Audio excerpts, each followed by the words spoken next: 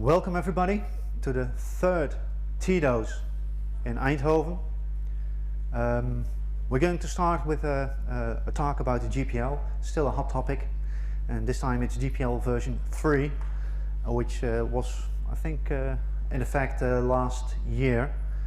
So we're going to know all about it because Arnoud Engelfriet and Ywein van Brande are going to tell us what we should look for. Big applause for the speakers. Success. Thank you. Okay, somebody messed up my little mic. I don't know whether everybody can hear me like this, or do I need to use the microphone? Everybody can hear me? So, my name is Ywein van Brande. I'm a lawyer, a Brussels-based lawyer. That's Arnoud Engelfriet. He's an ICT counsel. We both are members of the Free Software Task Force Europe, the legal branch of it.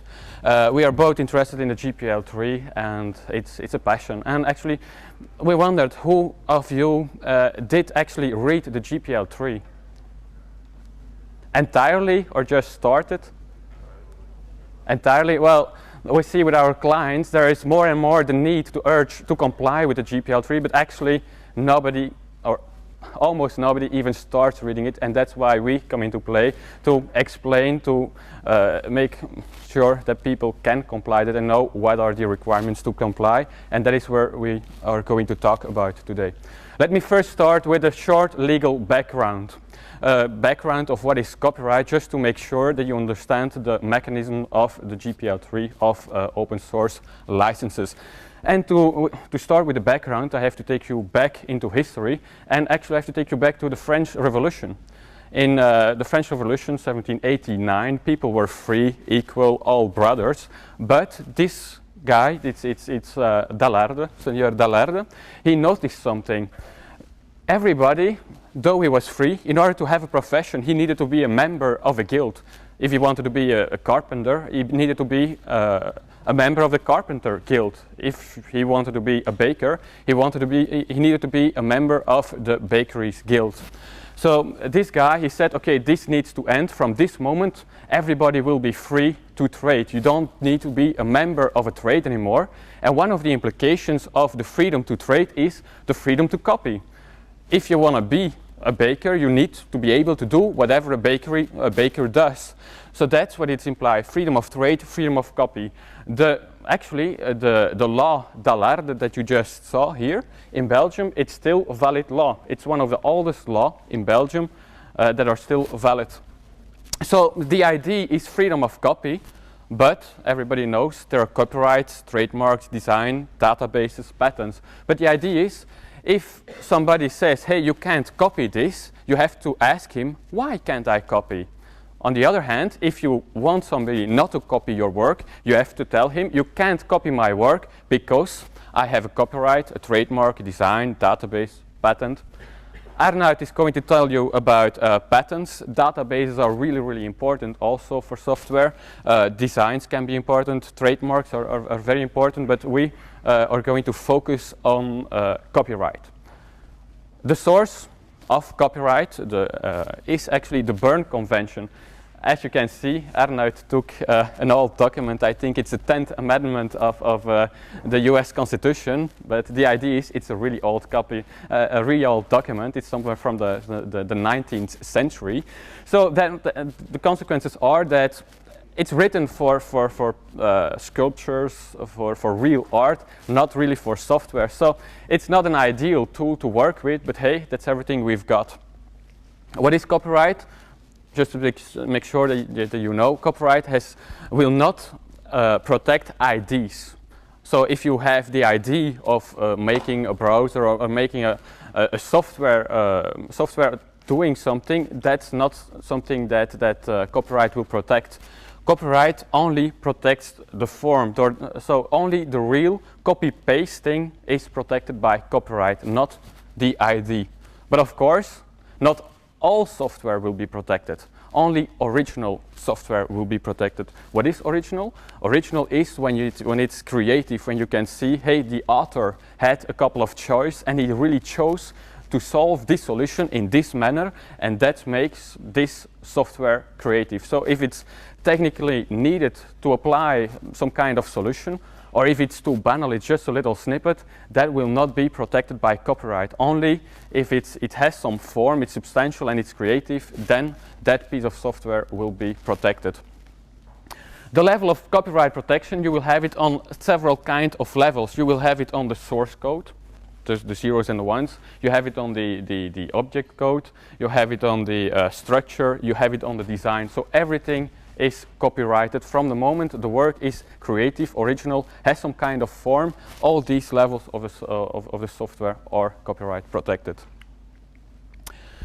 Copyright, what does it mean? It means only the author has the right to reproduce the work, to modify the work, to convey the work to the public. It's only the author, it's the creator of the software, or in some cases, for instance, if you're an employer, then it's the employee that is considered or the owner of the copyright. So the owner of the copyright has the right to grant permission or not to grant permission. If you want to use software, you need to have permission.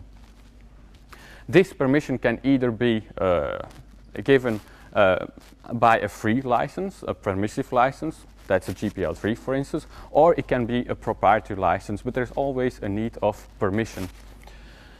If you're working on an open source project, a free source project, so many people, so many authors are actually collaborating, and then there's a huge question: who actually is an author? Who contributed to this project? How are we going to manage these copyrights? Because sometimes tens, hundreds of authors contribute, and in the end they all have to agree. If you work together on one work, all the authors need to give their permission. That can be a huge problem. So often with larger projects, for instance SQL, I think, they require that when you collaborate, you have to grant your copyrights to the organization, so they actually can manage the copyrights. But there are also other issues. For instance, what if an employee uses code of his employer in a project? So it's really difficult to manage these copyrights in such a huge project. Use permission license, there are all kinds of licenses. So we have the proprietary licenses and we have the free open source licenses. These ones, as you can see, are the most important open source licenses. The GPL3, GPL2, GPL3 is the most important one, and so that's why we are going to limit our short speak to the GPL3. And now we come to the GPL3 requirements. So we had a brief background, now we are going to go into detail. And the first question is, what if you solely run GPL3 software? So a really easy example is OpenOffice. You just download it, you just use it. What can you do with it? Well, actually you can, if you just run it, you can do whatever with it. You even don't have to accept the GPL3 license to solely run GPL3 software. But what if you want to do more? If you do more than just running the software and typing something, making a document, then you need to accept the GPL3 license and you have to comply, of course. Once you accepted the GPL3 license and you do more, you can do whatever, you can do more with it. And for instance, you can make, you can modify the software. Here I made a little modification of the logo just to show you can make an add-on. You can you have access to the source code. You can start changing, modifying the software. It's a right you have. Lots of people think that if you change something, you modify the software, you have to distribute the software. That's not true if you just use the GPL3 software. So I'm not talking about distributing, you just use it internally yourself, or within a limited scope you have third-party people, a supplier working for you on GPL3 software. You don't have the obligation to distribute the software. You can keep your software internally. For instance, Google does it, Amazon does it. You can use this software internally without having the obligation to distribute. But we will see, once you start distributing or conveying, as the GPL3 calls it, then you have to convey under a GPL3 license.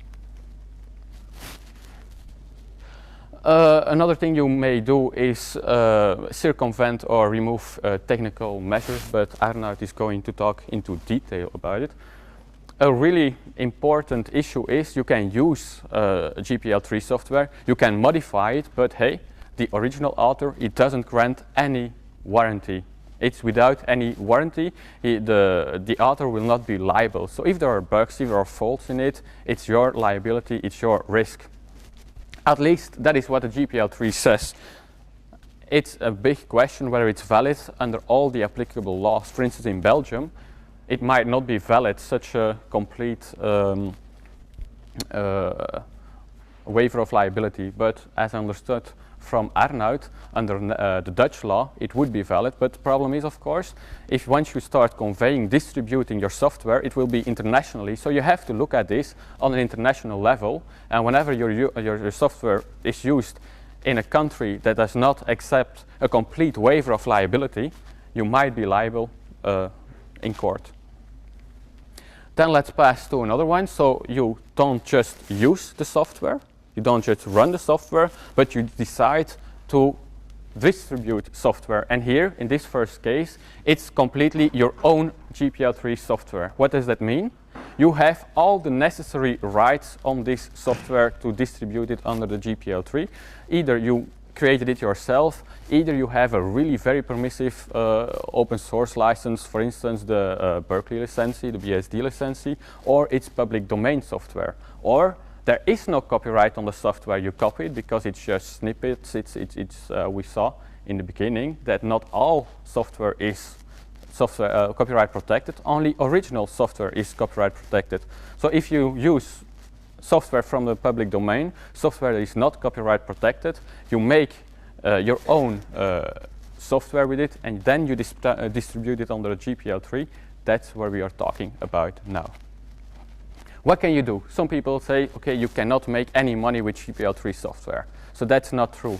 You cannot charge for a license. So you cannot distribute your software and ask a royalty, or ask if they redistribute the software to grant you a royalty. So that's not possible. But what can you do? You can charge a reasonable amount for the effort you do in distributing the software. So you can ask a reasonable amount for the download, for the copy of the software. That's perfectly valid under GPL3. What else can you do? You can offer services, you can offer warranty, that's the second. All these services, you can offer them and you can charge a certain amount of money of it. You can add notices. For instance, you can require that that everybody that uses your software puts that notice on it, that you are the author. You can require that whenever they use and modify your software, that they give it another name. For instance, that happened with Iceweasel, Firefox. There are a couple of other things that you can do. You can give additional permissions. For instance, you can say, okay, the copyleft close, don't worry about it, you can do with it whatever you want. You can grant more rights if you want to. You can also grant the right not to name you as an author. But there are also a couple of restrictions you can add. For instance, you can say, okay, here my trademark, for instance Firefox, a trademark, you cannot use that trademark. So there's a limited set of permissions you can give, or restrictions you can put on, but they are really limited, so we're not going to talk into detail of it. We're just going to go to talk about the generic GPL3 license. So we saw what you can do, but there's also something you must do if you distribute your own software under the GPL3 license. What do you have to do? You have to grant a patent license that Arnoud will talk about. You have to distribute a copy of the GPL3 license. So not only of your software, not only of the source code, that's the next requirement, not only of the source code, but actually you have to add a copy of the real GPL3 license to make sure that the recipient of the software knows that that license applies and that he knows what's meant with it, what he can do with it. if you distribute, decide to distribute your software under the GPL3, you must be aware that you grant that license irrevocable. You cannot say, hey, I don't want it anymore. No, once it's out under the GPL3, it's out and you can't call it back. You can quit distributing the software yourself under a GPL3 license, but you cannot prevent other people to continue distributing it under the GPL3. So it's an irrevocable license. And it is for the duration of copyright protection, so that means it lasts till 70 years after your death. Dual licensing, that's also an issue that the time we've got is too brief to talk about it into detail, but that's a possibility. What does it mean? If you own all the rights on the software, you have the right to distribute the software under the GPL3. That means that everybody else needs to distribute this software package under the GPL3, but you yourself, you're not bound by the GPL3 because you have complete rights, you own the software, so you can also grant a proprietary license. Some people, they would like to do other things with the software that you can't do under the GPL3, for instance, taking some pieces of the software private, making private versions of it. So that you can't do under GPL3. So if you know somebody that wants to do more with your software, you can say, okay, then I will give you a proprietary license, another license, and you will pay for it. So that's the dual licensing system. It's perfectly possible under the GPL3. Then you distribute existing GPL3 software. And no, I think the first one I'm gonna do, the second one Arnoud will do. So you distribute existing GPL3 software. So you acquire somehow, you obtain a copy of GPL3 software. You have the right to distribute it to friends, to anybody you want to. And the same thing as you can do with your own software, you can charge money for the distribution, for the providing of a copy, not for a royalty, but you can ask, you want me to give you a copy of this, you will reimburse my costs. You can also give additional services, and you can charge for these services. You can also provide warranty and charge for it. You must also, if you continue to distribute the software, GPL3 software, you also must add a copy of the GPL3. You must add a copy of the source code, but Arnoud is going to talk about that.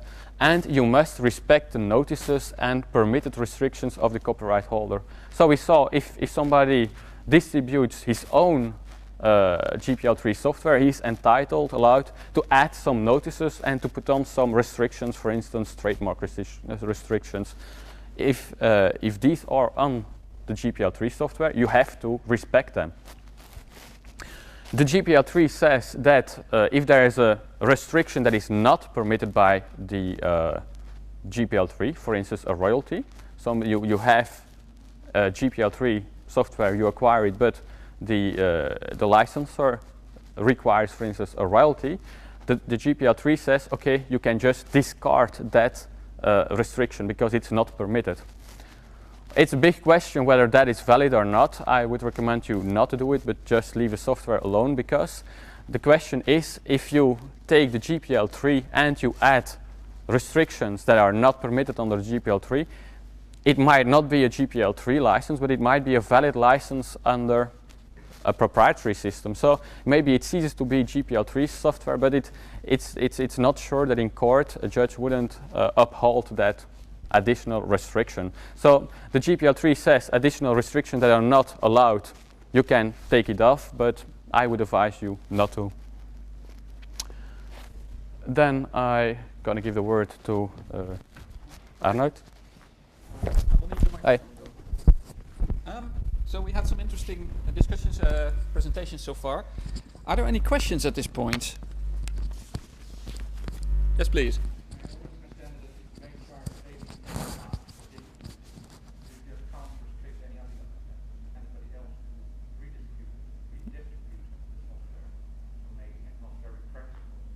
Yeah, it's absolutely allowed. You can charge any amount of money you want for the act of giving somebody GPL 2 or 3 software. That's just not because you said the cost of distribution, which is fair, but I can charge an unfair amount if I want. And if you don't want to pay, then I will not give you the software. The only thing I cannot do is forbid somebody else from selling it. That's true. So where it gets really difficult and where the GPL is creating a lot of confusion is in the area where people take existing GPL3 software, modify it, and then distribute it to other people. And this is where you get a lot of stories and a lot of rumors and talk about viruses and things like that. So I'd like to dispel some of those myths and discuss this in a little more detail. Because GPL3, as we saw in the beginning, is created as what's called a free software license. So the idea is to create an ecosystem of free software, software that is freely available and that is freely usable and freely modifiable, giving you the right as a recipient to modify, edit, and redistribute that software. And to create that freedom or that openness, if you're talking about open source, you need to set certain restrictions. And the most important restriction here is the restriction that your modifications, your extension must also be made available under GPL3. So you cannot make a proprietary extension, a proprietary modification on GPL3 software. And that means that in addition to the requirements that you have for distributing unmodified software, you also have the obligation to make the source code of your own software available. This is known as the copyleft effect. So as opposed to copyright, the Free Software Foundation introduced the term copyleft, which is the idea that if you work on GPL3 software and you integrate it in your own software or you extend it with your own software, you have to make available the source code of your extensions, of your modifications. Under GPL2, the license basically said you have to make available derivative works. Now, nobody really knew what that was, because this is a term from copyright law, and copyright law is not written for software. So a derivative, for example, if I take a Dutch book and I translate it into English and make it into a play or into a movie, that's a derivative work. But nobody really knows what that means in case you start working with software, because it does not happen very often that people take a program in C, translate it into Pascal, and then turn it into a play. So it is kind of difficult to figure out, even the translation into Pascal, there's only some weird people that like to do that, but let's not go into that. Are there anyone from the Free Pascal Foundation? No, okay, I can make fun of them then. So the problem here is, what do I need to make available if I start working with GPL3 software? And in 2005, I was in a panel at Holland Open, and we had Eben Moglen on the panel as well, and he said, well, you should just make everything GPL, then you won't never have to worry about this, which is of course a great answer, but for a lawyer it's not very workable, because your client doesn't always want to hear that. So it remains a relevant question, what should I make available? Under GPL2, this was not very clear. GPL3 tries to address this by introducing some extra requirements and some extra rules that explain what exactly you have to make available. I'm going to skip this one. Where you are dealing with GPL3 software, the license says, well, you have to make available the complete corresponding source code. And that includes the source code files and the header files of the GPL3 software that you got. It also includes the source code and the header files for everything that you are linking with it, and everything that you modified, and everything that you add to the software. You also have to make available the installation instructions. So that's the configure files, the make files, and similar techniques and files that you need to actually install and run the software. So your compilation tools and your installation tools. Where this gets interesting is when you deal with embedded devices, which I think is the next sheet, because in devices like this, typically you don't have direct access to the hardware or the storage media where you have the embedded software. So in this particular case, the meaning of, in particular, the installation instructions gets very complicated. Because when I have a PC with Debian on it, and you give me the complete tarball, I can compile it and I can install it. That's no problem. But on one of these devices, well, I can have the source code on a CD, but how on earth am I going to recompile it and put it on this platform? I don't even know which platform it is, so what target do I compile it for? And even if I manage to find that out, how do I install it? This is a very tricky subject, and some of you may have heard of the term TiVoization. TiVoization is the idea that you may technically know what you need to put it on the device, but you cannot because you lack the necessary keys. You don't have the right key to make a certificate or a signature or the authorization code that you need to upload code into your device. And this is a requirement that was introduced in GPL3, that you have to make available this key or this authorization code, or you have to explain how to generate these codes in order to put code on a device.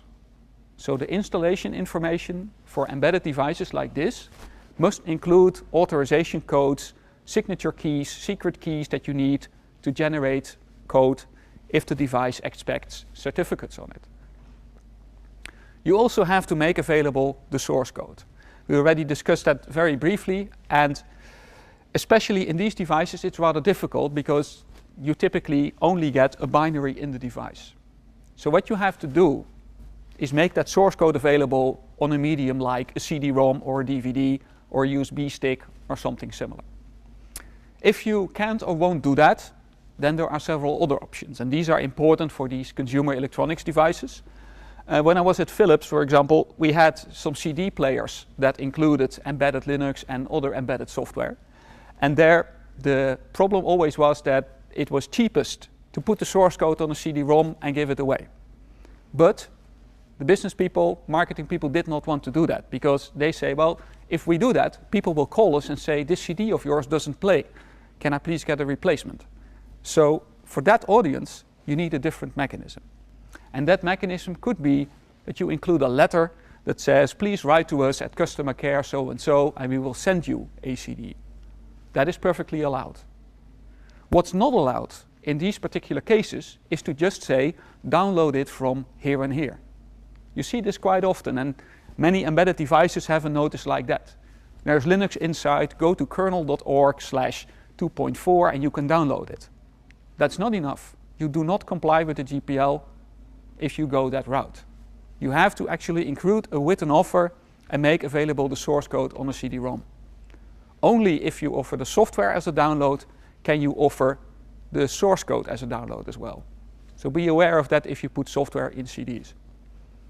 And by the way, the reason I picked these three products to illustrate this picture is because these three products have been convicted for violating the GPL in Germany, exactly because they did not include the source code and did not make them available in the right way. So Linksys, D-Link, and Skype, SMC, that all may use GPL software without making it available the right way. Now, in these consumer products, there is a talk tomorrow about the CE Linux forum, of which this is the logo. You encounter these problems in particular. Because of the time, let's skip a little ahead, because Ywein already said that I would talk about a lot of things, so now I have to do all that. Digital rights management is also related to these CE devices. Lots of content is made available with DRM restrictions, copy protection mechanism, playback mechanisms, license regulations. And people want to buy that, want to build the software stack to do that using, amongst other, open source software. You can have a Linux-based system with a player on it and a DRM framework that ensures that nobody can copy the video. Now, the authors of GPL3 said that's evil. You should not be using open source software to build DRM because DRM limits consumer freedom. This is somewhat peculiar because open source licenses should not discriminate against fields of endeavor. You can, for example, not say you cannot use Linux in a nuclear missile because the license does not allow you to do that. You license the software for any purpose. Yet, in GPL3, there is one exception. You cannot use GPL3 software to build a DRM system. And if you do that anyway, you must give people permission to hack and circumvent the DRM system. You may have heard of the DMCA and the European Copyright Directive that outlaws hacking DRM, circumventing DRM. Well, it says in GPL3, if you are the creator of a DRM system, you cannot use the DMCA, you cannot use the Copyright Directive or similar laws to stop people from hacking your system. So if you are planning to build content distribution systems using GPL3 software. Forget about DRM. You cannot build DRM-enabled systems with GPL3 software. Now, finally, patents. Patents and software are a very peculiar, very difficult topic. And we have had a lot of debates in the past 5 years about whether you can patent software, how far you can go with patenting software, and in particular what to do when somebody makes open source software and somebody else has a patent on that. There's lots of talk about whether you can do that, what you can do with that patent, what you can do against the patent, and whether it's even legal to distribute open source if there could be a patent out there somewhere. GPL3 tries to address this problem. GPL3 did not. It basically only said, well, you cannot impose restrictions on people that receive your software or the software from you. But GPL3 says explicitly, if you create GPL3 software or if you modify GPL3 software, you must give the whole world a free patent license under any patents that are related to the software. So if you are an author or a modifier or a distributor of GPL3 software, you cannot charge for your patents, you cannot charge patent licenses, patent royalties from people that use the GPL software they received from you. In addition, you have to allow people to modify the software even further. This was a very hot topic. Should you allow people under your patents to modify your software? And the area here is yes, but only insofar as those modifications originate from your own software. So if you make available some small piece of GPL3 software and people add something else entirely on top of it, that's not something you have to license under your patents, because that's not something that was in your software as well. But if people modify your software, then they are still covered by the patent license. There's a very peculiar clause in there about Novell versus Microsoft, which I'd be happy to discuss at a later stage, but basically it's not relevant for too many people. What is relevant is the clause where if you get software from somebody, GPL3 software from somebody, you know that he will not come after you with his patents. Now, I put these Warhammer trolls on here because it illustrates a different kind of patent problem, which is the patent troll. The patent troll was once invented as a term by Intel, who got annoyed by people that sued them for patent infringement. But today the term is used to mean any company or individual that has no products, that has no services, yet has patents. So they have a director and 27 patent lawyers, and they will go after anybody and say, I have a patent, please give me money. And this kind of patent troll is seen as a very big problem for open source software and GPL software, because these people do not distribute software themselves. So you cannot hold them to the GPL conditions, because if they don't distribute, they don't have to accept it. You can also not countersue them, which is traditionally how you solve patent problems. You have a patent? Great, I have 3 patents. Oh, now you have 5? Okay, now I have 7. That's the kind of Cold War that has existed in the patent field for a long time. But with trolls, small, non-producing companies, you cannot do that. So many people are very afraid that patent trolls will go after Linux, will go after GPL software producers, charge them money, and they will be able to get away with it because nobody can countersue them. To solve this particular problem, we have seen several initiatives, of which the Open Invention Network is the most prominent.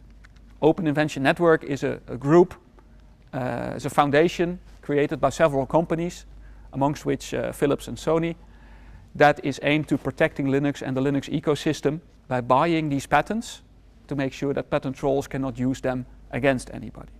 OIN, Open Invention Network, ensures that people that work on open source can be sure that they will not be sued under these patents. So you get a free license if you work on Linux and open source.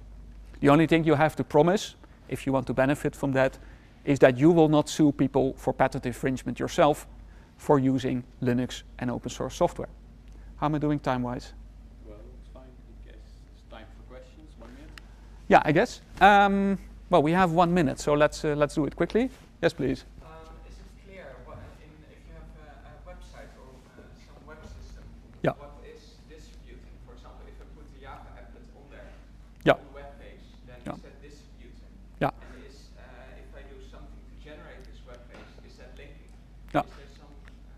But that's a very good question. The GPL, at least version 1, was written in a time when you distributed software by recording it on a tape and then passing out the tape at a meeting to other people. And you still see this in some way in GPL3. The big debate when GPL3 was written is whether it should apply to software that was used as an interactive service. So the software as a service, the SaaS, I don't know how to pronounce it in English, kind of deal, where you, for example, like Google, you have a web service that relies on open source and GPL software.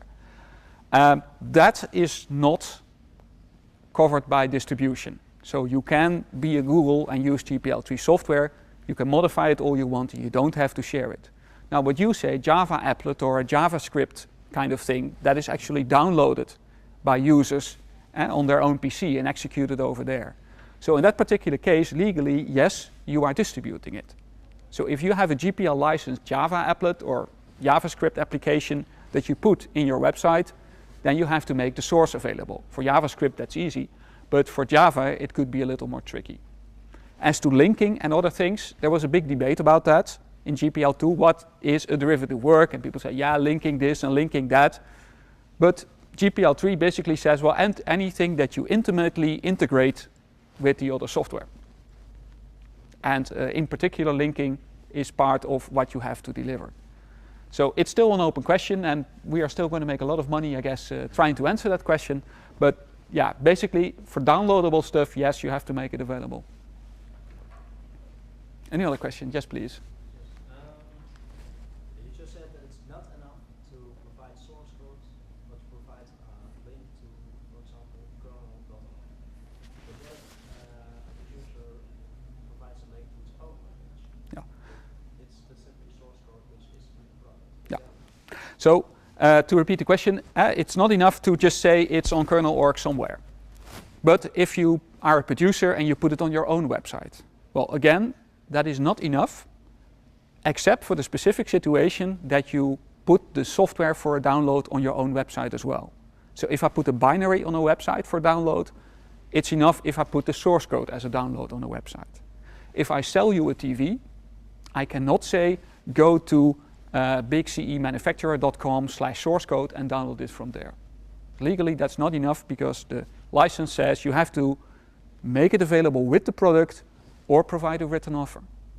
And the exception for downloading is only in the case that you make the software available for download.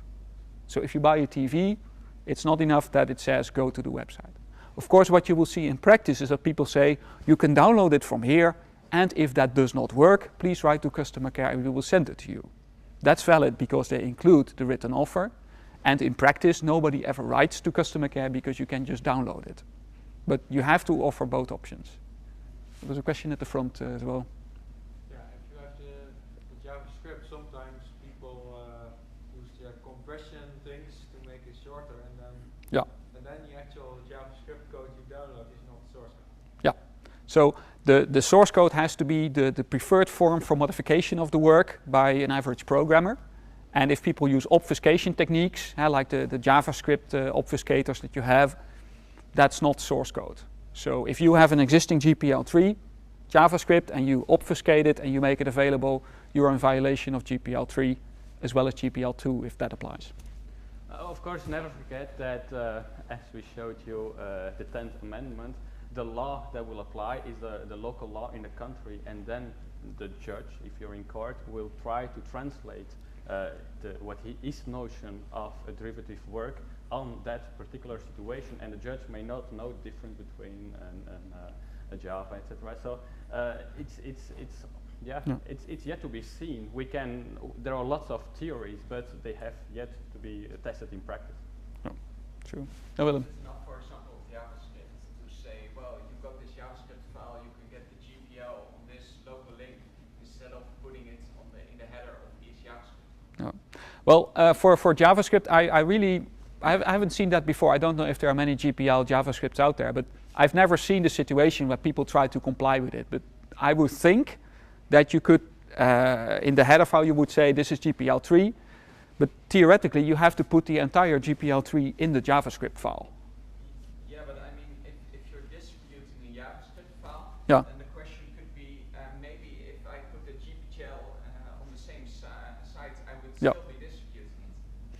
Yes. With the file, but so there might be a thing. Yeah. Do you have to distribute it at the same request? Yeah, that's a good one.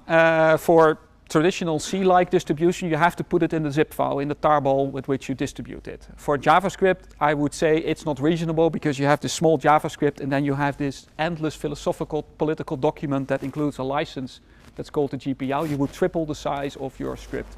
So I would argue you don't have to do that. You can just say go to fsf.org and get the text. Or put it on the same website. Or put it on the same website. But in any case, I think you can suffice with a pointer because it would not be reasonable to say if your script is this big, you have to add this much every time. And yeah, who is going to read that anyway? All right. We are going to read it, but that's a different one. All right. Maybe one final question. David. Is a punch card source code, or do you have to supply your written annotations with it? Good question. The source code is the form of the work that is preferred by programmers to modify it. So if you are working on a mainframe, then a punch card could be the preferred way of making it available. If it's PC software, like a Linux kernel, then it has to be on a CD-ROM in traditional C. And we can argue about the indentation style. But I'm not sure if that answered your question, but... Okay. And as to documentation, technically, the law says that documentation is part of the software. So software copyright covers the source code and the annotations and the preparatory works. But it's not clear how much documentation, for example, API documentation, you have to make available when you distribute source code. I would say no, unless it's part of the comments in the documentation. But as we all know, programmers don't really like to document all that stuff. So then if you go to court and you say, well, he has to make available all his documentation, you're going to have a hard argument convincing the judge that that's reasonable given the common behavior of the people in the field. But again, there is no hard and fast rule for this kind of thing. You have to work with what's reasonable, what's common, what does the average programmer do, and in particular, what does the average programmer need to make this work? In particular, in the Linux situation, the argument is, well, just read the source. That's the best documentation you have. Now, if you can convince a judge that that's reasonable, then you don't have to make documentation available. But in practice, I would say, give away what people may reasonably need because it's just the good thing to do, and other people can build on the software. All right. I thank you very much, and we'll be here all morning. I will be selling my book, and Ywein will also be here for questions. Yes, sure. Okay, thank you.